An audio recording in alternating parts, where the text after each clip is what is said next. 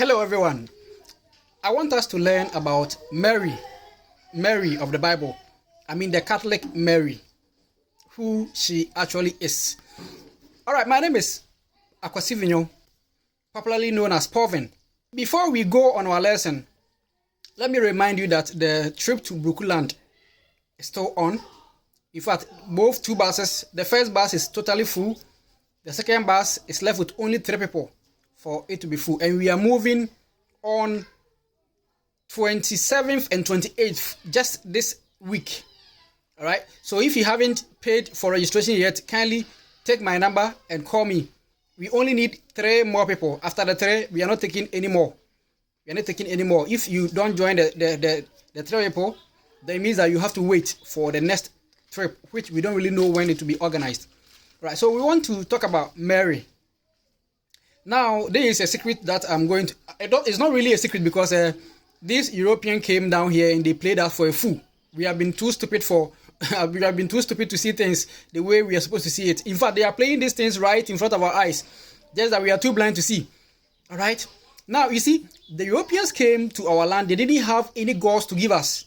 They only came to take what we already had, refreshed, rebranded them, and then handed them back to us. And then we took everything into tow without even reviewing things. Right? Mary is one of the most powerful deities in Africa. That in African tradition, everybody reveres that deity so much, but they don't even know that it's the same deity that the Catholic reveres so much as the mother of Jesus. All right? Now, let me tell you this. Go to every Catholic parish, like every Catholic temple, every Catholic church, where they have their statue of Mary. All right? Go and check the feet of Mary. You will see something.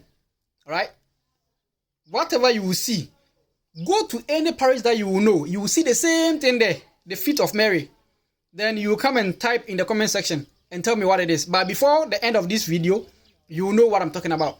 Now, let me go back to a deity in Africa, right? And then we will describe the deity and we will describe Mary, and you will see the trick that the Catholics are playing their members who don't really know what is going on. Okay. Now, there is a spirit in African tradition that Akans call Bosompo. Bosompo, the goddess of, one of the goddesses of Tuesday. All right, Bosompo. But she is the goddess of the sea, the supreme deity of the seas, that the feminine side. All right. Okay. The masculine of this deity is known as Bosominketia. Bosominketia in the English version will be Leviathan. All right, Leviathan. Now, that's the king of the seas. Okay. If you go to the Nigerians, right, they will tell you that the goddess of the sea is Yamaya. Yamaya. Some also call her Yemoja. All right, Yemoja. Okay. Now, this deity popularly is known as Mami Wata. Mami Wata. Now, if you search on Google about Mami Wata, the pictures that will come, you will see that Mami Wata is always having a snake on the body. Okay?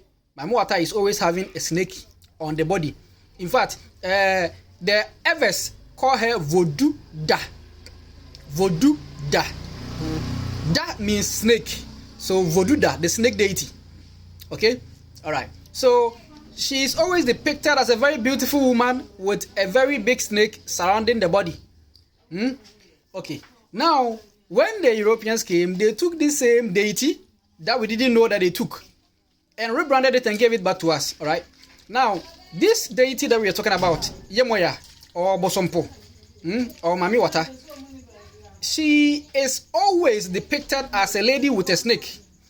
Wherever she goes, the snake is part. All right. You cannot go anywhere, or she cannot go anywhere without the snake being depicted. Now, because of this, when the Europeans, the Catholics, took the deity, they made a statue of a beautiful lady.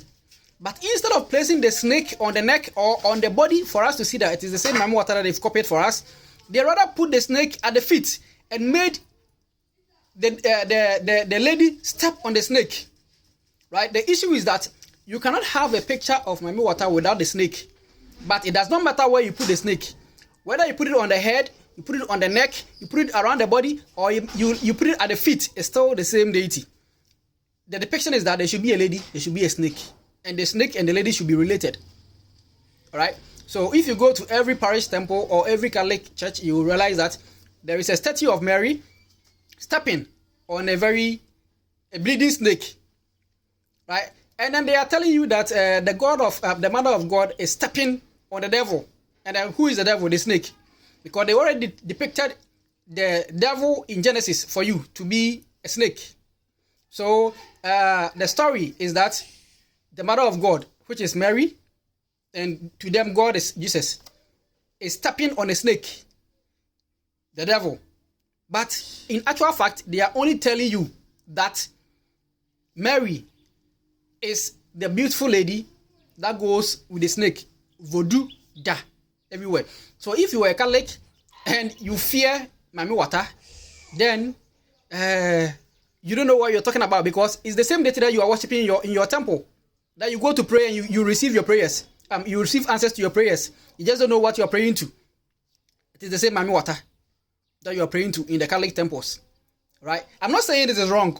No. But what I'm saying is that let's embrace what we already have. Let's not somebody polish something and bring it back to us whilst we've thrown the original away.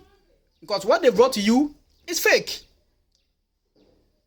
You have means of summoning the original and you get better help from that. Right? So if you want to worship Mary or Mami Water, go to the sea and go and pour libation, and you will receive answers to whatever prayers that you say, instead of sheepishly following something that you don't even know what it is. Right? So if you go to Genesis chapter 1, it will tell you that in the beginning the word was desolate, and then the Spirit of God was moving over the waters. The Spirit of God was moving over the waters. So, tell you what, the Spirit over the waters, just as said in Psalm 29, verse 3, is very, very powerful. And that is the goddess of the sea. The goddess of the sea. Well, reminding you, the Bruku temple visit, we are still going. The date is just 27th and 28th of this month. The first bus is moving on 27th, which is already full. The second bus is moving on 28th. And we are left only 3 people to go. Alright? So, take my number, call me, and let's register. If you've learned anything or you've gone to confirm what I'm saying, come to the comment section and tell me about it. Thank you. Bye.